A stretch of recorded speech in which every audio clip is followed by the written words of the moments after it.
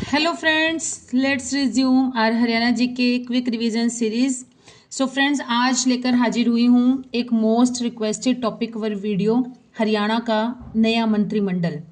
ठीक है, तो आज हम बहुत ही रिक्वेस्टेड वीडियो थी, बहुत दिनों से काफ़ी फ्रेंड्स के एस्पिरेंट्स के कमेंट्स आ रहे थे कि मैम नए मंत्रिमंडल पर वीडियो बनाइए, तो आज पॉसिबल हो पाया है। Okay, so without wasting time let's start. 15वीं विधानसभा जो थी हरियाणा में, जो चुनाव हुए थे 2024 में, तो ये कौन सी विधानसभा के हुए थे? 15वीं विधानसभा के चुनाव हुए थे। तो इस विधानसभा से पहले हम थोड़ी सी दो चार बातें हरियाणा के बारे में जान लेते हैं। हरियाणा का गठन कब हुआ था? हरियाणा का गठन हुआ था 1 नवंबर 1966 को गठन हुआ था। पहले मुख्यमंत्री कौन बने थे? पहले मुख्यमंत्री बने थे पंडित भगवत दयाल शर्मा, पंडित BD शर्मा भी आ जाता है कहीं पर लिखा हुआ। और कहाँ से बिलोंग करते थे? बेरी से। बेरी जो कि झज्जर जिले में है, बेरी झज्जर से बिलोंग करते थे। पहली बार चुनाव कब हुए थे? क्योंकि जब मुख्यमंत्री बनाया गया था पंडित भगवत दयाल शर्मा जी को, तब उनको मतलब ऐसे ही सर्वसम्मति से बना दिया गया था, सभी लोगों की सम्मति से बना दिया गया था भगवत दयाल शर्मा जी को, कोई चुनाव नहीं हुए थे। तो पर्टिकुलरली जो सिस्टमेटिकली जो चुनाव हुए थे वो हुए थे पहली बार 1967 में, 1967 में चुनाव हुए थे। और अब की बार कौन से हैं? पहली बार हुए थे 67 में, अब की बार जो चुनाव हुए हैं ये हैं 15वीं विधानसभा के चुनाव हुए हैं। हरियाणा में लोकसभा की सीटें हैं 10, विधानसभा की सीटें हैं 90, लोकसभा की 10 और राज्यसभा की सीटें हैं 5। मंत्रिमंडल जो होता है वो विधानसभा की कुल सीटों का 15% होता है, 15%। लगभग 14 मंत्री चुने जाते हैं, लगभग 14 मंत्री चुने जाते हैं, जिसमें से कम जो मंत्री हैं वो कितने होने चाहिए? कम से कम 12 तो मैंडेटरी होते हैं, 12 मंत्री होने जरूर चाहिए। और चुनाव किस दिन हुआ था ये हम इसी में पढ़ते हैं, इसी में ही पढ़ेंगे आगे। अच्छा, हरियाणा विधानसभा की कुल सीटें हैं 90, जिसमें से आरक्षित सीटें कितनी हैं? आरक्षित सीटें हैं 17। मुख्य निर्वाचन अधिकारी कौन था इस समय? 15वीं विधानसभा के समय मुख्य निर्वाचन अधिकारी थे श्री पंकज अग्रवाल जी। नेक्स्ट, चुनाव की घोषणा कब हुई थी? चुनाव की घोषणा हुई थी 16 अगस्त 2024 को हुई थी, 16 अगस्त 2024 को। और चुनाव के लिए नामांकन पत्र भरने की जो अंतिम तारीख थी वो कौन सी थी? अंतिम तारीख थी 12 और स्टार्ट हुए थे 5 से। 5 सितंबर 2024 से लेकर 12 सितंबर 2024 तक नामांकन भरे गए थे। उसके बाद था नामांकन पत्र वापस लेने की तारीख कौन सी थी? यह थी 16 सितंबर 2024। नेक्स्ट इज चुनाव की तारीख थी। चुनाव किस दिन हुए थे? चुनाव हुए थे 5 अक्टूबर 2024 को। और चुनाव का रिजल्ट कब आया था? परिणाम आया था 8 अक्टूबर 2024 को आया था। कुल मतदान केंद्र कितने बनाए गए थे? पूरे हरियाणा में कुल मतदान केंद्र थे 20,629 मतदान केंद्र बनाए गए थे, जिसमें से शहरी मतदान केंद्र थे 7,132 मतदान केंद्र और ग्रामीण एरियाज में थे 13,947। जैसे कि हमें पता ही है हरियाणा की 70% जो पॉपुलेशन है वो गांवों में निवास करती है, तो ऑब्वियस बात है कि गांवों में ही मतदान केंद्र ज्यादा बनाए गए थे। चुनाव में कुल मतदाता कितने थे? कुल मतदाता थे 2,04,63,567। रिपीटिंग, 2,04,63,567 थे कुल मतदाता चुनाव के समय। चुनाव में कुल पुरुष मतदाता कितने थे? पुरुष मतदाता थे 1,07,75,957। 1,07,75,957, 57। नेक्स्ट है, और महिला मतदाता कितनी थी? महिला मतदाता थी 95,77,926 मतदाता थे, जो कि महिला थी, फीमेल्स थी वोटर्स। चुनाव में कुल ट्रांसजेंडर कितने थे? ट्रांसजेंडर मतदाता थे 467, 467।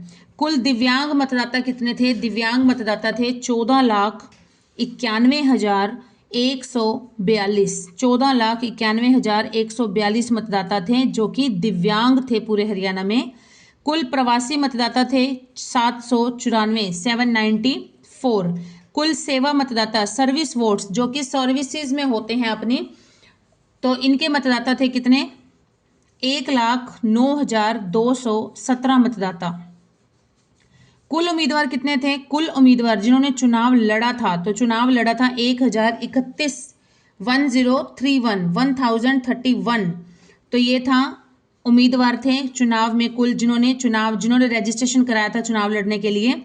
और इसमें से कुल पुरुष उम्मीदवार कितने थे? पुरुष जो थे वो थे 930, और जो महिलाएं थी, महिलाएं कितनी थी? महिलाएं थी 101 उम्मीदवार थी, जो कि कुल जिन्होंने चुनाव लड़ा था।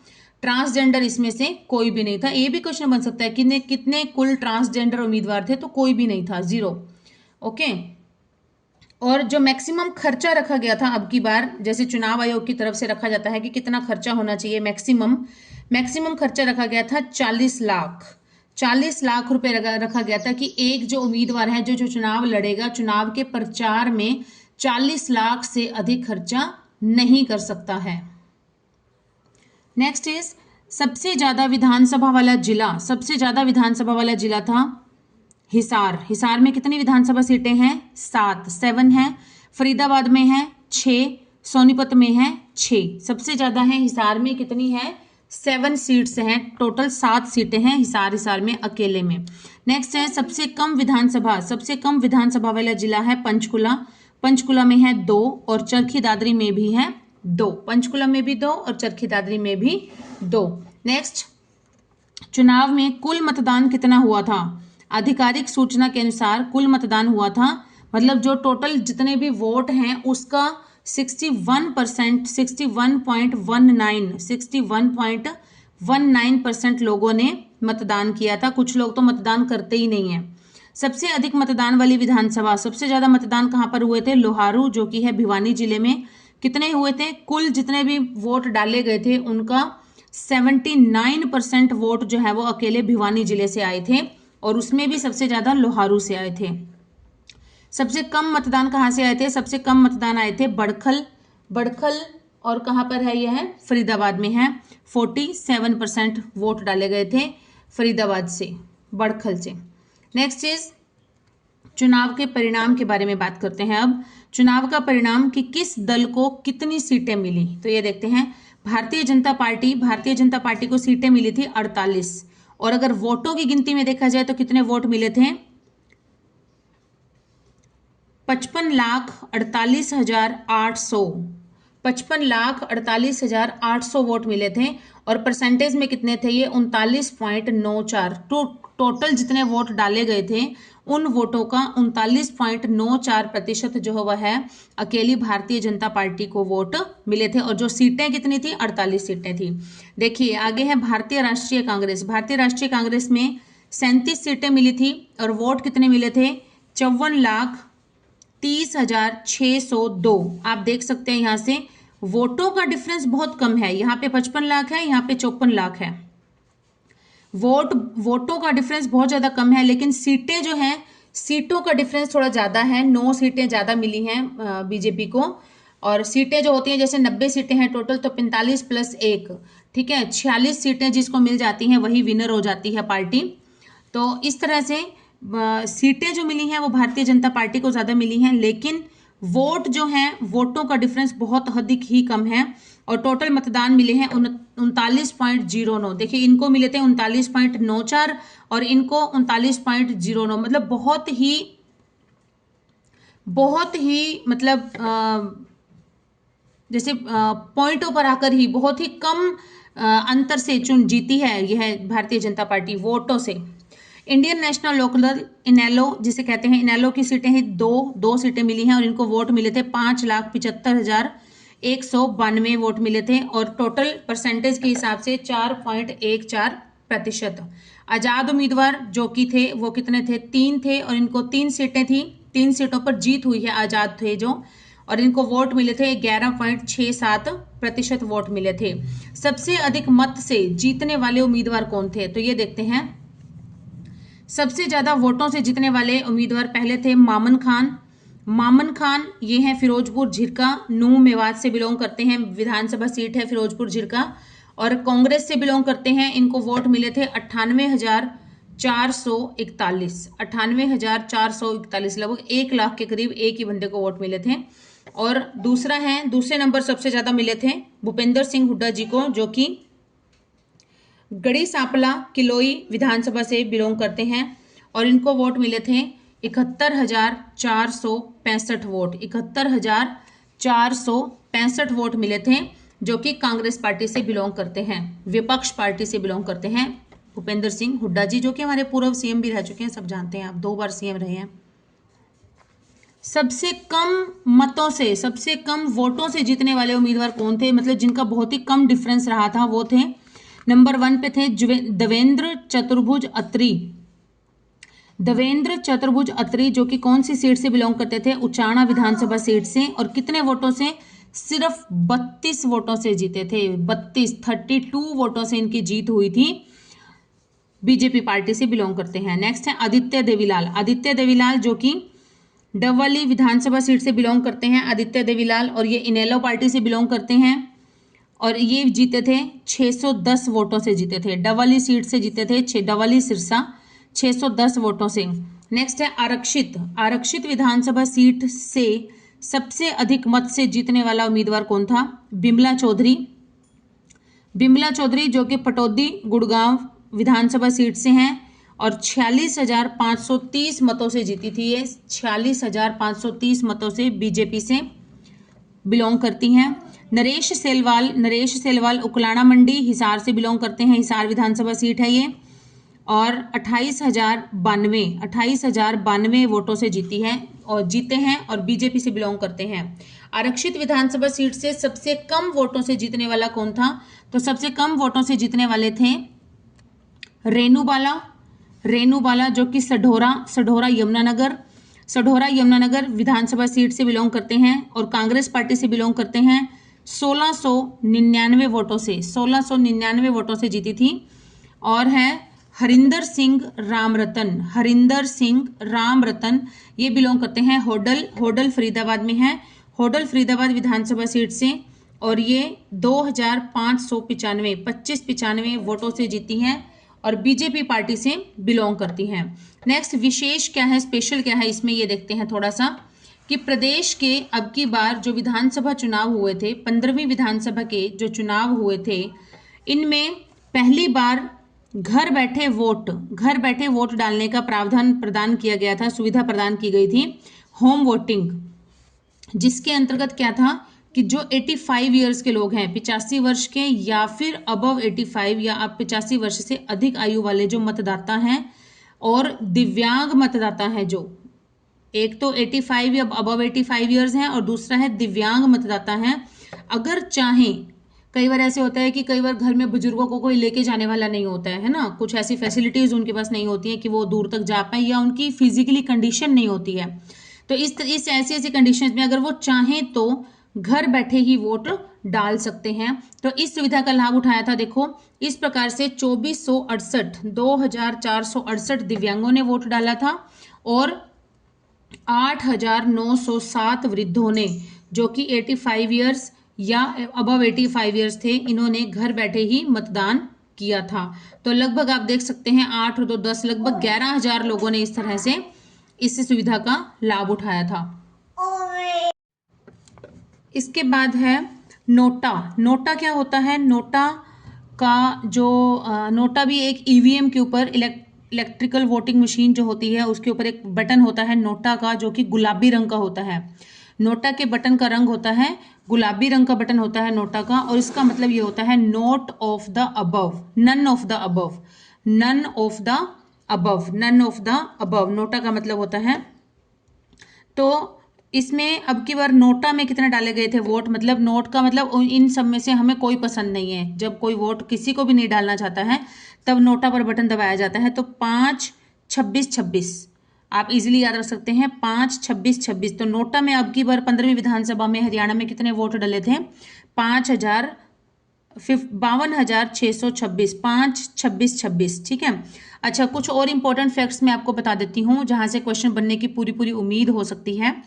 सबसे अधिक उम्र के, देखिए उम्र का भी पूछ लिया जाता है कि सबसे अधिक उम्र के कौन से हैं एमएलए जो बने हैं, वो हैं सबसे अधिक उम्र के उम्मीदवार रघुवीर सिंह काद्यान हैं, जो कि कहाँ से बिलोंग करते हैं, दूबल धन माजरा से बिलोंग करते हैं, दूबल धन माजरा से बिलोंग करते हैं। और इनकी सीट कौन सी है, कहाँ से चुनाव लड़ा इन्होंने, बेरी से चुनाव लड़ा है इन्होंने, ठीक है। और अगर इनकी 80 क्रॉस है इनकी जो एज है, और अगर 80 वर्ष से ऊपर की आयु पूछ ली जाए तो सबसे अधिक बुजुर्ग में है, दो हैं, एक तो है रघुवीर सिंह कादियान जी और एक है हमारे भूपेंद्र सिंह हुड्डा जी।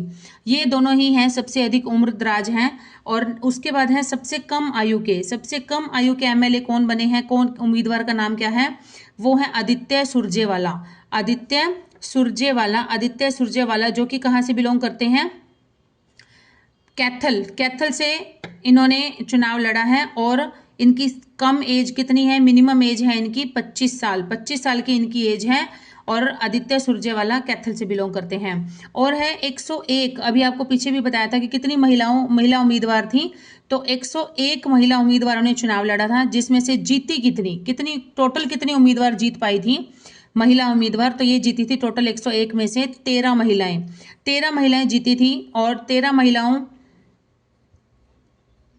महिलाएं जो थी सारी की सारी वो क्या बनी, एमएलए बनी। और उसमें से 2 मंत्री भी बनी हैं, 2 को मंत्री बनाया गया है। चलिए, और है इनेलो के कौन कौन से 2 थे, तो इनेलो के 2 थे आदित्य देवीलाल, जो भी अभी बताया था ऊपर, डवली से बिलोंग करते हैं। और डवली की सीट से चुनाव लड़ा था इन्होंने। और अर्जुन चौटाला इन्होंने रानिया सीट से चुनाव लड़ा था।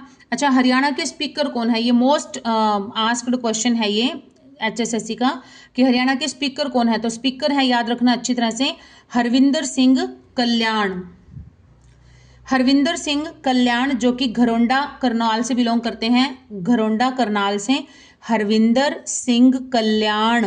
नेक्स्ट है डिप्टी स्पीकर कौन है, डिप्टी स्पीकर है कृष्ण मिड्डा हैं, जो कि जींद से हैं। और अच्छा, 5 हमारे जो जिले हैं, टोटल 22 जिलों में से 5 जिले ऐसे हैं जहां पर कोई भी आरक्षित सीट नहीं है। टोटल विधानसभा सीटें जो है वो 17 सीटें आरक्षित हैं 90 में से, जिसमें से 5 जिले ऐसे हैं। ये जिले मैं बता रही हूँ, ऐसे क्वेश्चन भी बन जाता है कि जिला, इनमें से कौन सा जिला है जहां पर आरक्षित सीट नहीं है, या फिर 4 या 5 जिले दे दिए जाते हैं, तो इनमें से कौन सा ऐसा है, ठीक है। तो फरीदाबाद, चरखी दादरी, मेवात, पंचकुला, महेंद्रगढ़। रिपीटिंग, फरीदाबाद, चरखी दादरी, मेवात, पंचकुला, महेंद्रगढ़, ये 5 जिले हैं हरियाणा के जहां पर कोई भी आरक्षित सीट नहीं है। और एक क्वेश्चन और बनता है, ऐसा कौन सा जिला है जिसके खुद के नाम पर ही आरक्षित है, जिसकी सीट भी खुद ही के नाम पर है और आरक्षित सीट है, वह है झज्जर है एकमात्र ऐसा जिला जो कि खुद ही एक आरक्षित सीट है। क्लियर। चलिए, अब हमारा जो मेन है वो हम ये देखते हैं कि कौन सा मंत्रालय जो है वो किस मंत्री को दिया गया है, किस उम्मीदवार को एमएलए बनने के बाद कौन सा मंत्रालय दिया गया है, तो ये अब हम देखेंगे ध्यान से। सबसे पहले है नंबर 1 पे श्री नायब सिंह सैनी जी जो कि कौन है, हमारे सीएम है हरियाणा के, मुख्यमंत्री हैं 15वीं विधानसभा के। वैसे तो 14वीं विधानसभा में भी लास्ट में इनको कुछ समय के लिए बना दिया था, पर अब निर्वाचित किए गए हैं मुख्यमंत्री नायब सिंह सैनी जी। अच्छा, इनका जन्म कब हुआ था, इनका जन्म हुआ था 25 जनवरी 1970 में इनका जन्म हुआ था। अंबाला के पास मिर्जापुर माजरा के गांव में इनका जन्म हुआ था। वह मूल रूप से कुरुक्षेत्र के मंगोली जटान गांव के रहने वाले हैं। इनका परिवार काफी वक्त पहले ही अंबाला जिले के मिर्जापुर गांव में आकर बस गया था। शिक्षा क्या है इनकी, बीए है इन्होंने कर रखी, BR अम्बेडकर यूनिवर्सिटी मुजफ्फरपुर से। LLB कर रखी है कहाँ से, चौधरी चरण सिंह यूनिवर्सिटी मेरठ से। राजनीतिक कैरियर में क्या है, पॉलिटिकल कैरियर है इनका। 2025 में विधायक बने थे, कौन सी सीट से, लाडवा सीट से बने थे, लाडवा कुरुक्षेत्र। साल 2023 में वे हरियाणा के बीजेपी के अध्यक्ष चुने गए थे।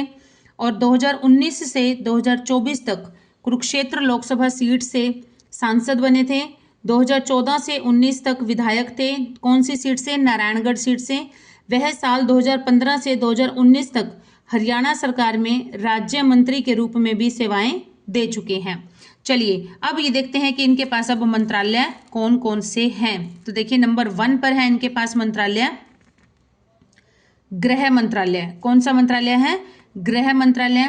नेक्स्ट है वित्त तथा संस्थागत वित्त और ऋण नियंत्रण। Finance, institutional finance and credit control. योजना मंत्रालय इनके पास है। आबकारी एवं कराधान, एक्साइज एंड टैक्सेशन डिपार्टमेंट भी है। नगर तथा ग्राम आयोजना एवं शहरी संपदा, town country planning and urban estates. सूचना लोक संपर्क भाषा तथा संस्कृति, information public relations language and culture. न्याय प्रशासन है। सामान्य प्रशासन, सर्वस्व आवास हाउसिंग फॉर ऑल। आपराधिक जांच है कौन सी? सीआईडी है क्रिमिनल इन्वेस्टिगेशन डिपार्टमेंट। कार्मिक एवं प्रशिक्षण पर्सोनल ट्रेनिंग। कानून और विधायी लॉ एंड लेजिस्लेटिव। अन्य विभाग, जो भी विभाग किसी अन्य मंत्री को आवंटित नहीं किए गए हैं। एक बार फिर से देख लो इनको फटाफट। गृह मंत्रालय, वित्त तथा संस्थागत वित्त और नियंत्रण, ऋण नियंत्रण। योजना, आबकारी एवं कराधान, नगर तथा ग्राम आयोजना एवं शहरी संपदा। सूचना लोक संपर्क भाषा संस्कृति, न्याय प्रशासन, सामान्य प्रशासन, सर्वस्व आवास। आपराधिक जांच या सीआईडी डिपार्टमेंट। कार्मिक एवं प्रशिक्षण, कानून और विधायी, और अन्य विभाग जो अन्य किसी मंत्री को नहीं दिए गए हैं। ठीक है, नेक्स्ट देखते हैं हम। नेक्स्ट है श्री अनिल विज। इन्हें कौन नहीं जानता? श्री अनिल विज, इन्हें क्या कहते हैं? गब्बर इज बैक कहा जाता है ना इनके, गब्बर इज बैक। चलिए, तो ये कहाँ से बिलोंग करते हैं? ये अंबाला कैंट से चुनाव बने हैं, एमएलए बने हैं। और इनका ऐसा रिकॉर्ड है कि लगातार 7वीं बार एमएलए बने हैं। ये लगातार 7वीं बार एमएलए बने हैं अंबाला कैंट से। और इनके पास कौन कौन से विभाग हैं इनके पास? ऊर्जा विभाग है, एनर्जी, ट्रांसपोर्ट और लेबर, श्रम विभाग, परिवहन विभाग और बिजली विभाग या ऊर्जा विभाग, कुछ भी कह सकते हैं। ठीक है, नेक्स्ट इज श्री कृष्णलाल पंवार। ये मंत्रालय है। कृष्णलाल पंवार ये कहाँ से बिलोंग करते हैं? ये कहते हैं इसराना पानीपत से बिलोंग करते हैं। कृष्णलाल पंवार, इनकी सीट है कौन सी? इसराना पानीपत सीट है इनकी। कौन कौन सा मंत्रालय दिया गया है इनको मंत्रालय दिया गया है विकास एवं पंचायत, और दूसरा है खनन एवं भूविज्ञान। ये मंत्रालय इन्हें दिए गए हैं कृष्णलाल पंवार जी को, जो कि इसराना पानीपत सीट से हैं। Next is Shri Rao Narvir Singh. तो ये हैं बादशाहपुर सीट गुरुग्राम से। और कौन कौन से मंत्रालय हैं इनके पास मंत्रालय हैं उद्योग एवं वाणिज्य मंत्रालय, और हैं पर्यावरण वन और वन्यजीव, इंडस्ट्रीज, कॉमर्स, पर्यावरण वन और वन्यजीव, environment, forest and wild life, विदेशी सहकारिता, फॉरेन कॉर्पोरेशन, सैनिक एवं अर्धसैनिक कल्याण, सैनिक एवं अर्धसैनिक वेलफेयर। तो ये हैं इनके पास श्री राव नरवीर सिंह जी, जो कि बादशाहपुर सीट गुरुग्राम से एमएलए हैं। नेक्स्ट है श्री महिपाल ढांडा। ये कहाँ से बिलोंग करते हैं? ये बिलोंग करते हैं पानीपत सीट से, और पानीपत सीट से इन्होंने चुनाव लड़ा है। और इनके पास कौन कौन से हैं देख लीजिए। विद्यालय शिक्षा, स्कूली शिक्षा जो है, स्कूल एजुकेशन, ये है इनके पास। उच्चतर शिक्षा, हायर एजुकेशन, ये है।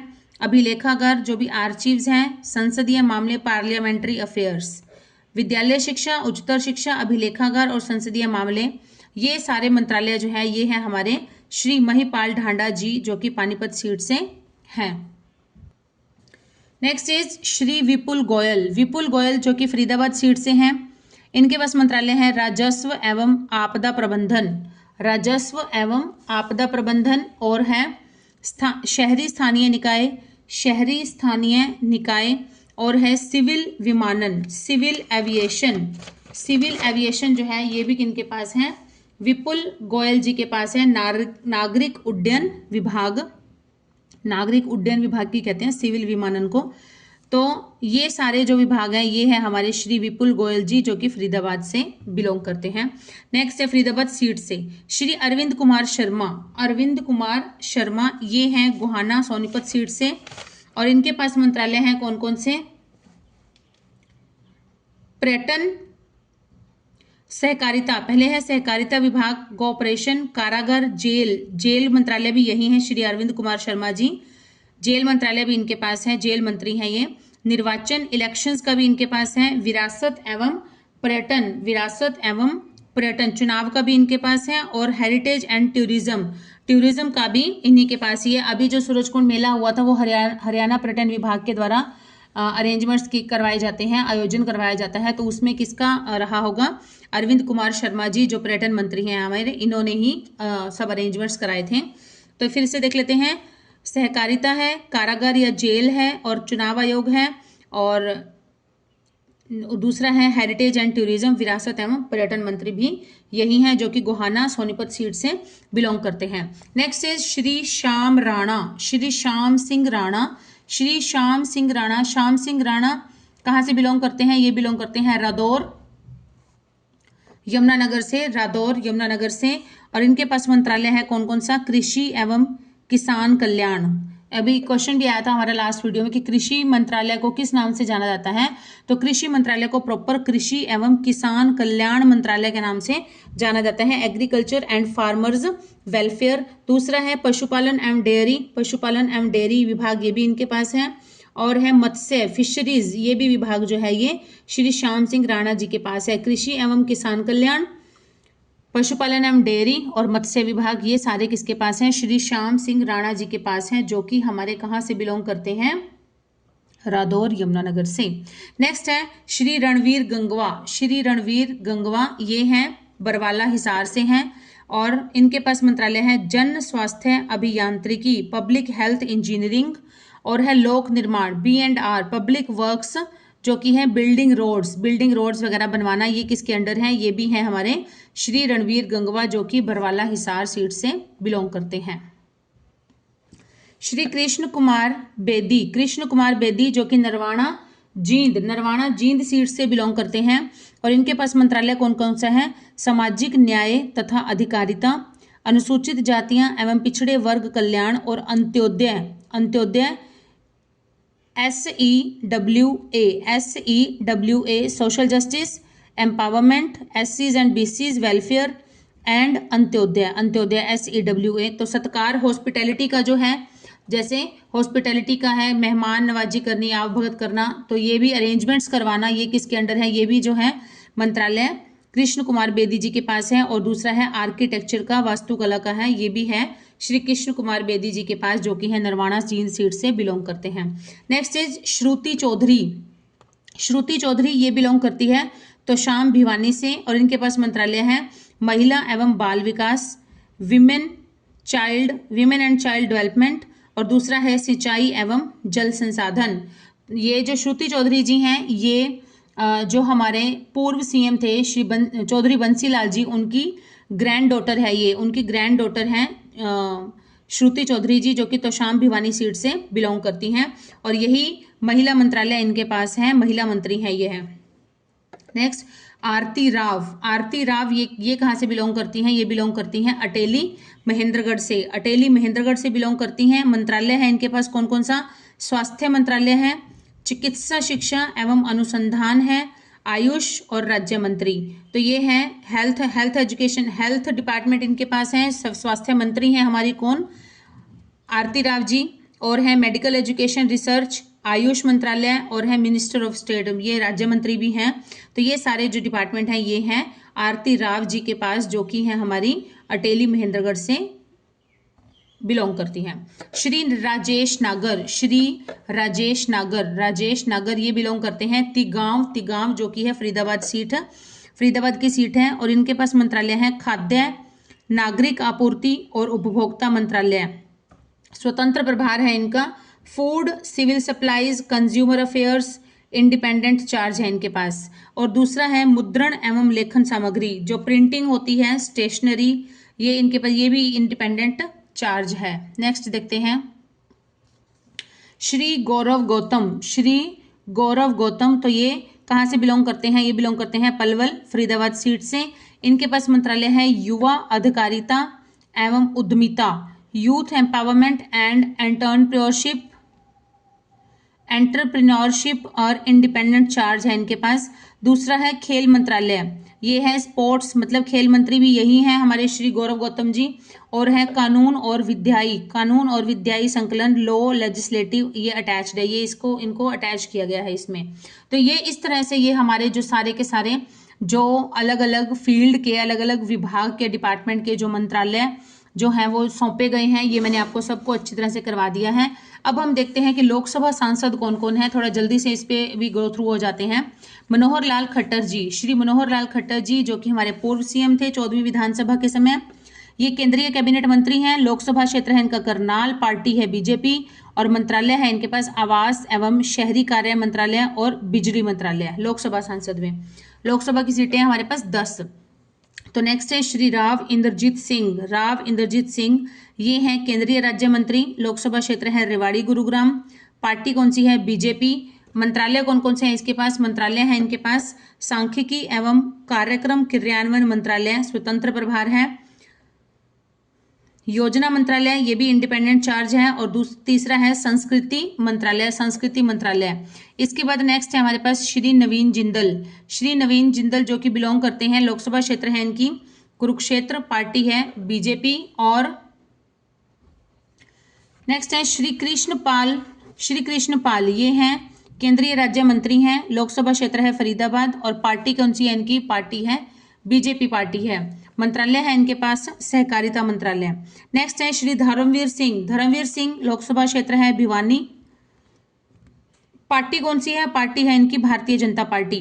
नेक्स्ट है दीपेंद्र सिंह हुड्डा, ये हमारे जो पूर्व सीएम थे भूपेंद्र सिंह हुड्डा, उनके बेटे हैं। लोकसभा क्षेत्र है रोहतक, और पार्टी है भारतीय कांग्रेस पार्टी। नेक्स्ट है श्री जयप्रकाश, जेपी भी कहा जाता है इन्हें। लोकसभा क्षेत्र है हिसार, और भारतीय कांग्रेस पार्टी है। कौन सी पार्टी है इनकी? भारतीय कांग्रेस पार्टी। नेक्स्ट है हमारे पास कुमारी शैलजा इसे कहा जाता है। तो इनका जो है ये है चुनाव क्षेत्र, लोकसभा क्षेत्र है इनका सिरसा, और पार्टी है इनकी भारतीय कांग्रेस पार्टी। नेक्स्ट है श्री सतपाल ब्रह्मचारी, लोकसभा क्षेत्र है सोनीपत, पार्टी है भारतीय कांग्रेस पार्टी। श्री वरुण चौधरी, ये हैं लोकसभा क्षेत्र अंबाला से बिलोंग करते हैं, और पार्टी है इनकी भारतीय कांग्रेस पार्टी। चलिए, ये हमारे हो गए थे लोकसभा सांसद। अब हमारे रह गए हैं राज्यसभा सांसद। तो लोकसभा की सीटें हैं हमारे पास 10, ये मैंने आपको गिनवा दिए सारे। और लोकसभा में 10 के 10 जो ये दिखा दिए आपको सांसद कौन कौन से हैं। अब हम करेंगे राज्यसभा सांसद। राज्यसभा में सीटें हैं 5। तो श्री सुभाष बराला, पार्टी है Bharatiya Janata party. Shrimati Kiran Chaudhary, BJP party है इनकी भी। और उसके बाद हैं श्री रामचंद्र जांगड़ा, इनकी पार्टी है भारतीय जनता पार्टी। श्री कार्तिकेय शर्मा, इनकी पार्टी, ये इंडिपेंडेंट थे। उसके बाद है श्रीमती रेखा शर्मा, इनकी पार्टी है भारतीय जनता पार्टी। तो मैंने आपको सारे के सारे जो हरियाणा के मंत्रालय हैं वो करवा दिए। उसके बाद लोकसभा सांसद और राज्यसभा सांसद करवा दिए। सो फ्रेंड्स, आई होप कि मैं आपको अच्छी तरह से एक्सप्लेन करने में पॉसिबल रही होंगी। तो अभी यहाँ तक हम कंप्लीट करते हैं ये अपनी, और इसके बाद हम जल्दी लेके आएंगे नई वीडियो में नए फ्रेश क्वेश्चंस के साथ। Till then keep studying, keep hard working and keep supporting my channel. Okay students, bye students.